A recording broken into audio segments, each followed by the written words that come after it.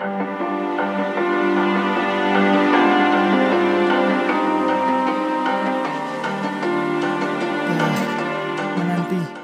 jalur mana yang bisa dilewati, karena saljunya terlalu baru. Ya, sering-sering berhenti gini, meraba-raba jalur.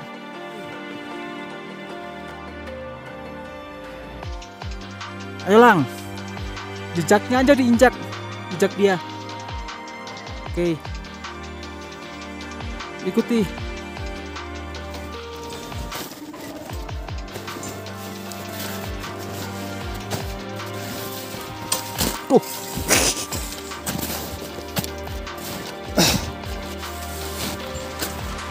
Talinya hilang sampai puncak. Dari sini sampai sana itu puncaknya, tapi nggak ada tali, lagi mau dipasang. Los, ya? Ya. The rope is lost. Yes, the summit is not off. That's a fixed line. Yes, yes. Yes. Okay.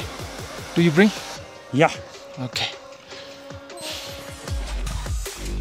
Okay. Get the summit and bring me to the summit also.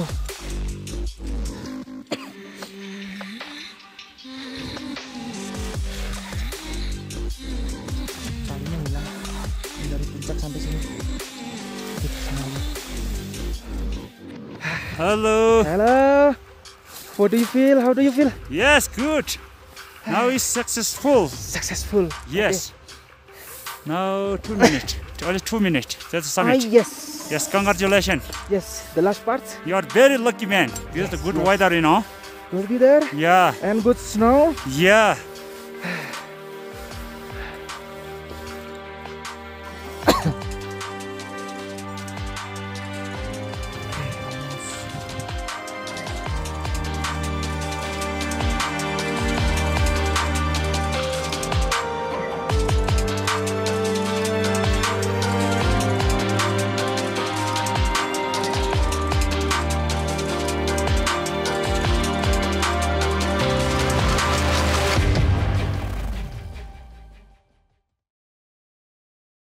Halo YouTuber.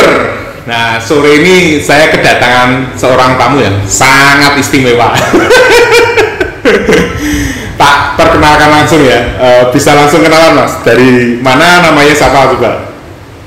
Dari mana Pak? Ya, iya toh maksud saya pola itu. Sebenarnya saya ini anak buahnya Pak Tony sebenarnya. Jadi saya ini putranya yang punya agen sumber alam di Salaman, agen bis ya. Memang ya sebenarnya sumber alam udah melekat di kehidupan sehari-hari karena sudah dari kecil Pak, saya itu jalur rezekinya dari situ. Dari zaman Pak Yudi ya dulu. Betul. Ini sebenarnya nggak direncanakan Pak ya, kita ngobrol ini nggak direncanakan. Jadi saya diundangi dalam rangka ngobrol tentang hobi saya. Jadi hobinya mendaki gunung yang levelnya udah edan ya, gila ya, karena sempat beberapa kali ekspedisi ke gunung es di Amerika, di Eropa, terakhir kemarin ke Himalaya. Nah ini ada foto saya serahkan ke Pak Tony kayak kenang-kenangan, ada gambarnya sumber alam guys. Jadi sumber alam sudah sampai ke Himalaya nih, walaupun trayeknya nggak bisa sampai sana. Jadi Mas Eko ini luar biasa sekali. Saya pengen banget ketemu. Ya waktu di Kalimantan saya juga sempat, tapi nggak sempat ketemu ya. Jadi beliau ini masih muda, ya kan. Saya tuh pertama nggak tahu, tiba-tiba ada foto. Saya ingat banget pakai jaketnya kuning waktu itu, ya kan. Yang pertama itu di akun Kagua ya. Akun Kagua merah. Merah ya. Merah ya. Itu ada tulisannya sumber alam gitu. Terus cerita sekilas di situ di Facebook. Saya pikir loh, siapa ini kok sampai atas gitu loh. Itu lalu kontaklah kami lewat Facebook, info-infokan gitu. Nah ini baru ketemu sekarang mumpung masih pas pulang. Biasanya dinasnya di Kalimantan. Nah ini pas pulang ke sini kok bilang Pak mau ngasih kenang-kenangan. Waduh, saya bilang wah ini sangat mengharukan. Dan saya sangat berterima kasih dan saya sangat senang bahwa ternyata sumber alam keluarga besarnya ya bisa sampai kemana-mana gitu. Ya kan? Itu sangat membahagiakan. Tapi yang saya mau cerita di sini, yang saya mau teman-teman tahu, saya ini melihat ada dokumentasi mengenai gunung es, dan itu dari situ saya tahu pendaki gunung itu bukan orang sembarangan, karena untuk itu harus latihan berat, harus fokus dan disiplin, dan di sana itu istilahnya nyawanya itu benar-benar bisa diseutas tali gitu kan. Jadi ini nggak boleh main-main gitu. Nah, itu yang saya ingin Mas Eko mungkin bisa berbagi nanti ya saya langsung tanya aja lah ya, persiapan untuk jadi seorang climber itu apa aja sih? Ini dalam konteks ya ini untuk jadi betul ya, kita langsung ngomong yang jadi top kayak gini. Memang betul tadi, disiplin, kemudian fokus, persiapan yang tidak main-main, itu kita kemas dalam rangka untuk menghadapi situasi ekstrim, ya kan? Jadi kita untuk sampai ke suatu ekstrim itu kita harus persiapannya apa? Pertama dari segi fisik. Fisik itu rata-rata ya dari 5 kali saya pernah ekspedisi 5 kali. 4 kali yang satu bukan gunung es. Itu rata-rata 8 bulan sebelumnya itu sudah persiapan fisik. Dari 8 bulan sebelumnya. Istilahnya sebelum muncak lah ya. Sebelum sampai di sana. Di Indonesianya di Indonesia persiapan fisik. Mulai dari ya kita partisi, kita bagi dari yang ringan terus sampai ke klimaksnya, peak performance-nya. Itu menunya ya macam-macam. Contohnya apa? Saja, yang istilahnya harus rutin, ini nggak boleh lepas nih. Lari itu hampir tiap hari. Jadi, lari? Ya, lari. Minimal 5 kilo per harinya. Minimal 5 kilo? Ya. Tapi kalau udah di jalan ya biasa aja. 5 kilo biasa ya? Oke, terus apa lagi? Kemudian latihan strength-nya, kekuatannya. Jadi otot, kaki, lengan, terutama kaki ya. Karena ini di foto ini kan saya pakai sepatu es, terus ada cakar es dari metal, itu beratnya 3 kilo Pak, satu sisi ya, bukan setengah. Berarti kanan kiri 6 kilo. 6 kilo belum ketambah kalau esnya nempel di sepatu, kan nambah beban juga. Itu kaki menjadi lower body jadi tuntutan yang harus.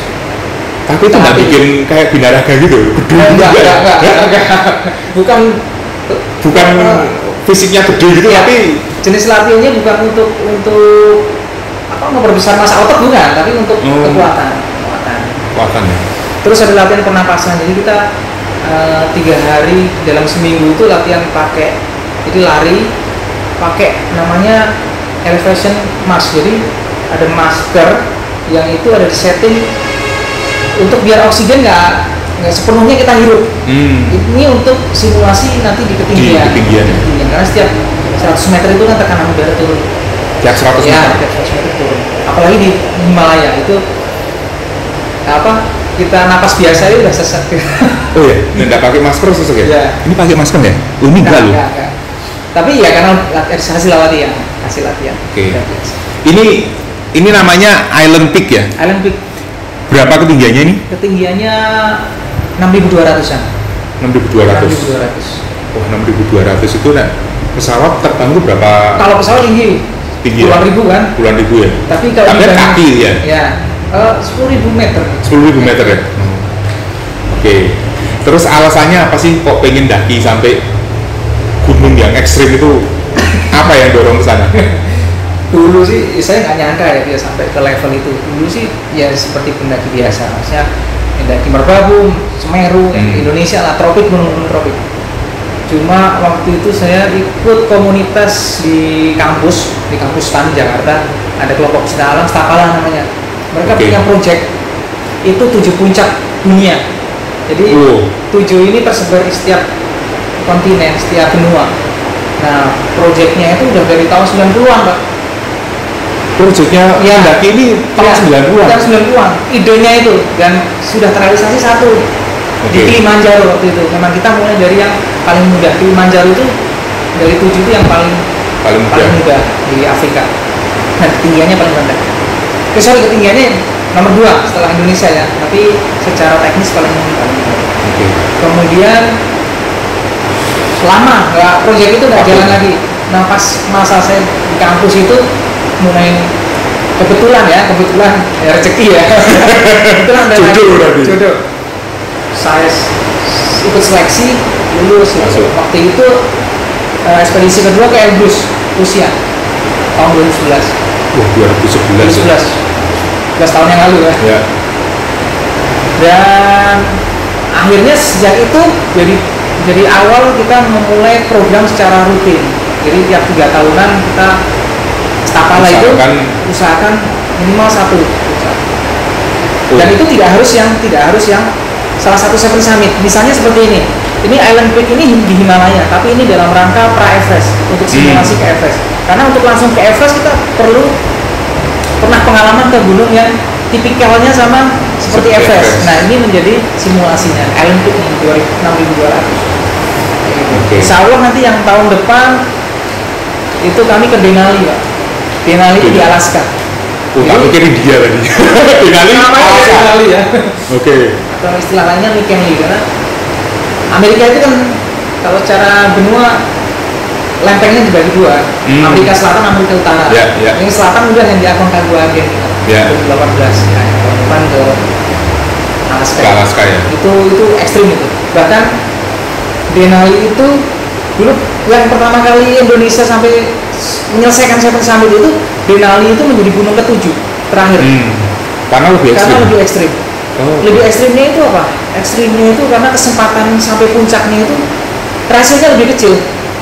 Kesempatan sampai puncaknya karena masalah cuaca. Karena di sana itu walaupun ketinggiannya di bawah Everest, tapi posisi gunungnya ada di kawasan kutub utara. Jadi kita kayak gambling. Bisa jadi cuaca utama macam-macam itu ya. Misalnya di sana tidak dapat cuaca yang bagus, ya bisa. Ya, betul. Wow. Itu ya. Jadi kadang-kadang berkaitan sama alam ini kita emang nggak bisa maksa ya. Kita harus persiapan sampai sana nggak bisa ya wes. Berarti memang belum jodohnya belum boleh naik lah istilahnya. Nggak boleh naik. Nah terus latihan disiplin kan kalau itu kan tadi fisik ya kan. Secara pikiran apa yang mesti dilatih sehingga orang itu mentalnya kuat, dan kadang kita kan kalau pas capek kerjaan atau apapun itu lah istilah orang bilang beban hidup gitu kan. Kalau orang sekarang gampang healing gitu kan, maksudnya kok gampang men-healing gitu loh. Tapi latihan mental yang bisa bikin kuat sampai ayo maju terus sampai puncak? Ya sebenarnya nggak ada latihan khusus, hanya jam terbang. Jam terbang itu tidak harus kita mendaki sering-sering gunung es. Gunung-gunung di sini dengan segala tantangan, dengan segala kesulitannya itu sudah cukup untuk membuat mental kita terbiasa ke tempat ekstrim ya. Gunung di Indonesia cukup ya? Ya maksudnya itu cukup membantu untuk menguatkan mental. Oke. Tidak ada latihan khusus kayak harus meditasi atau apa gitu atau menyan gitu loh. Siapa tahu ya, sangu. Simak ya. Terus dari kegiatan gunung ini apa yang dirasakan Mas Eko untuk kehidupan sehari-hari yang istilahnya wah ini bermanfaat banget. Aku mungkin bukan atlet gunung ini mungkin nggak tahan ngadepin manfaat ya. Sebenarnya sederhana Pak. Nikmatnya cuma nikmat sehat. Nikmat sehat. Jadi mendaki gunung ini saya sebut sebagai sebab ya. Kalau hubungan sebab akibat ya. Gunung ini sebab.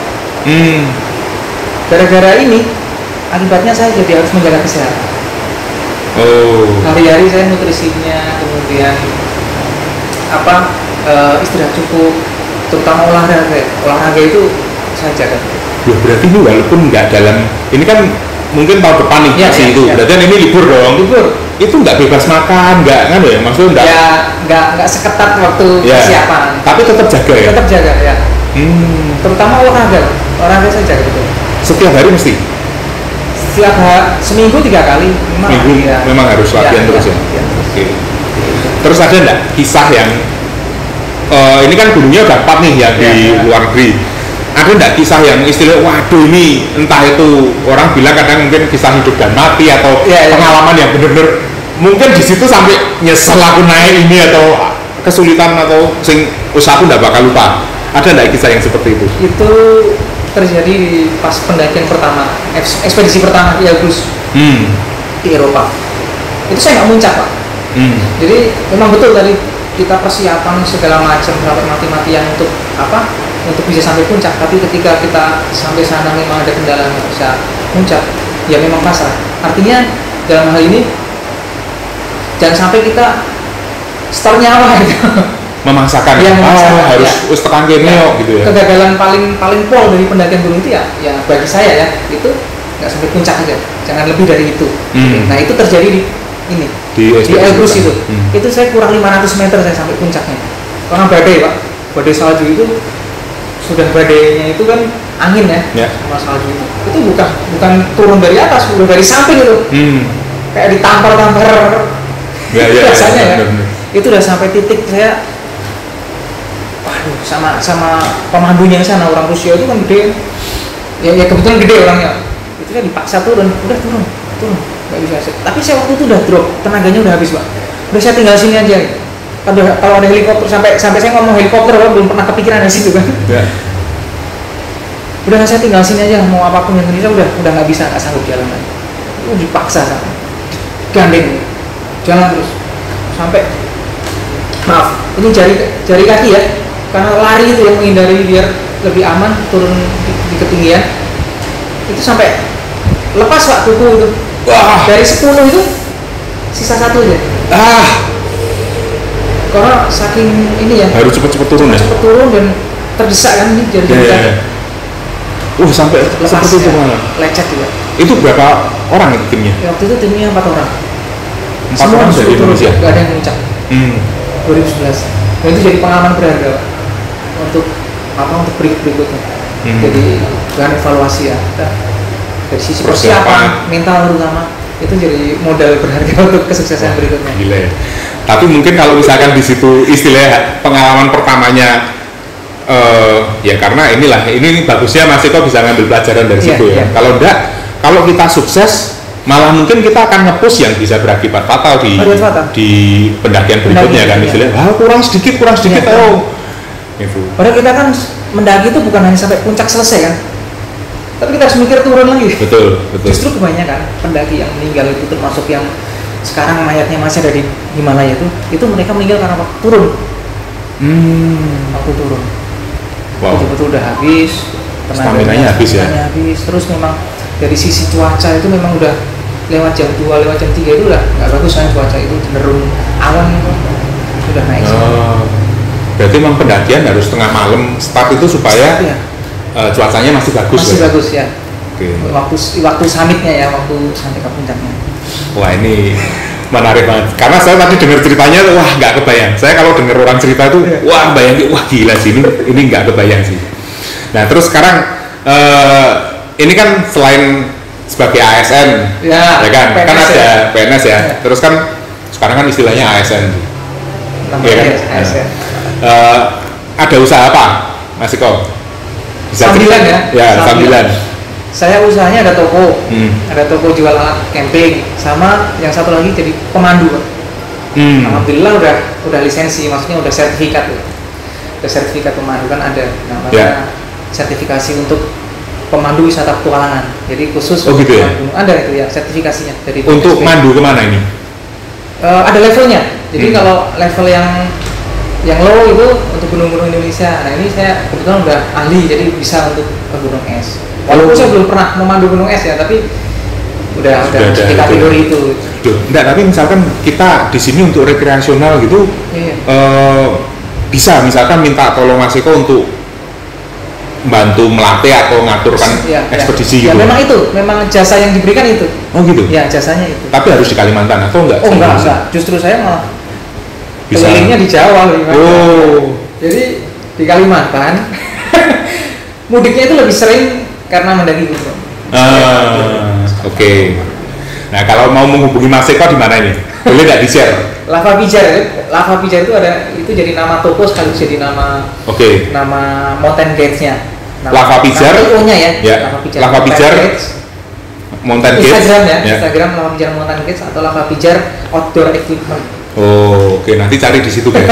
Judulnya Lava Pijar. Yang ada fotonya. Loh iya, yang ada fotonya Mas Eko. Dan ya itu kan? gini Pak, sebenarnya ada ini apa benang merahnya gitu, dengan ekspedisi berikutnya, karena dengan saya hari-hari berkecimpung di dunia itu otomatis Latihan, ya? memaintain saya kan, memaintain Betul. mimpi saya ya, Betul, memaintain betul. mimpi saya. Hari-hari saya ketemu customer yang tanya tentang alat ya, saya otomatis jadi hari-hari Ya. juga Bener. terpaut ke situ Ya. ya. Nah itu jadi nggak lepas gitu. Artinya ya ini dalam rangka Dan memang itu memelihara. kerjanya sambil passion kan. Ya betul. Itu bagus banget, makanya seneng dia kalau diajak ngomong tentang gunung, tentang peralatan itu berbina-bina dan berapi-api gitu loh. Nah sekarang gini Mas Eko, kan nggak semua orang mungkin punya keberuntungan lah istilahnya waktu di kuliahnya bisa Ya. mensupport, terus ya ketemu orang-orang yang cocok ya kan lah. Mungkin ada nggak tips untuk teman-teman yang wah aku ya pengen berpetualang sampai kalau bisa kan ini kayak bisa dibilang kan keliling dunia juga kan keliling gitu dunia, loh. betul. Tapi kadang-kadang kan orang mindsetnya tapi aku nih dari desa ke piye gitu loh. Ada nggak tips buat teman-teman? Tipnya sebenarnya kalau ini ya, maksudnya kalau dari pengalaman saya. Ya kalau misalkan saya orang desa nih, Saya orang desa juga sebenarnya. Pengarjo. Desa saya nggak disalahkan untuk di desa. Kalau untuk teman-teman yang pengen daki gunung, sebenarnya ya kita persiapan aja itu dari sisi finansialnya dan dari sisi fisiknya. Finansial tetap harus ya. Ya tetap harus. Ya walaupun pendakian ini ada sponsornya, tapi kan sepanjang saya untuk sampai titik itu kan saya Ya. harus olahraga, Betul. harus support dengan peralatan olahraga, Betul, terus betul. dengan alat-alat yang saya punya. Saya udah mulai untuk memiliki pribadi itu Pak, nggak harus sewa ya kan. Pendakian ini kan beberapa sewa juga. Seperti itu. Berarti kalau suka ya emang harus ngumpulin lah ya sedikit-sedikit Ngumpulin, dan ya, itu ya. jalani terus sampai Ya, pada ya. satu titik ketemu orang yang tepat atau sponsor atau kesempatan ya, kan. Kesempatan ya. Sehingga bisa jalan ya. Oke. Dan sekarang kan untuk informasi kemudian akses itu kan sekarang lebih mudah gitu Pak.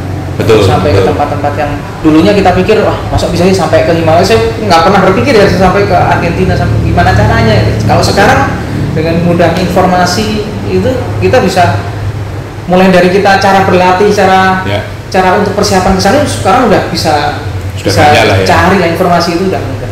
Ya. Berarti tergantung niatnya Anda Tergantung guys. niatnya. Kalau nggak niat ya walaupun informasinya banyak nggak bakal sampai ya kan. Tapi kalau niat Ya. ya pastilah ada jalannya lah. Ada jalannya. Ya kan. Oke. Terus ada pesan-pesan nggak buat teman-teman mungkin adik-adik yang pecinta alam Ya. atau kan kadang-kadang nih kita lihat nih banyak Ya. dengar berita pecinta alam itu kadang kalau masuk organisasinya linggo jelek kok kebangetan sampai ada yang tahu beneran gitu kan. Itu ada nggak yang Kalau bisa saya dikasih pesan? pesannya buat teman-teman yang secara umum ya, Ya, ya. bukan komunitas ya. Kalau Oh, komunitas oke. memang secara skill memang udah dibekali di komunitas. Tapi ini pendaki Betul. secara umum. Sekarang semua orang udah bisa mendaki. Pak Ya. Tony kapan-kapan daki gunung sama saya nih, minimal ke Gitu Gunung ya? Kayu gitu ya. Oke. Itu ya memang persiapan. Pertama memang persiapan. Jadi jangan asal-asalan. Jadi gunung itu ya, saya pernah ke gunung yang ekstrim ataupun gunung yang kebanyakan orang itu gunung biasa, Rekreasional gitu. semuanya tetap berisiko. Hmm. Semuanya gunung itu Ada tempat risikonya. berbahaya gitu.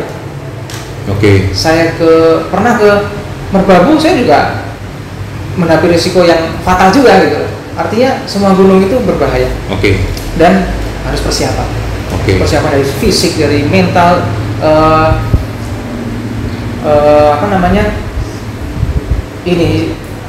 persiapan untuk sekarang kan ada istilah manajemen risiko ya, Ya, risiko yang harus dihadapi apa Ya. itu harus sudah didaftar bagaimana untuk antisipasinya. Hmm. Karena sekarang banyak yang pendaki asal-asalan, nah di situ akhirnya Oh ada fatal ya. hampir setiap tahun pasti ada korban. Gitu ya. Ya, dan rata-rata memang karena dari humannya bukan dari alamnya. Apa ya? Salah-salah tuh maksud kategori salah-salah misalnya. Misalnya, terus selfie apa di sana. ya, gitu. ya, ini tuh bahayanya di situ Pak. Sekarang kan orang melihat di Instagram, di media sosial, wih bagus nih, tapi dia nggak mikir cara ke situ tuh ternyata berat gitu. Maunya datang aja ke situ, ini asal-asalan. Kebanyakan sekarang hipotermi, jadi orang kedinginan. Kenapa? Karena dia nggak persiapan dari jaket, dari logistik konsumsi itu mereka nggak persiapan. Akhirnya begitu mereka ketemu cuaca atau situasi yang ekstrim, habis. Kalau hipotermi itu bisa sampai seperti apa sih? Hipotermi sampai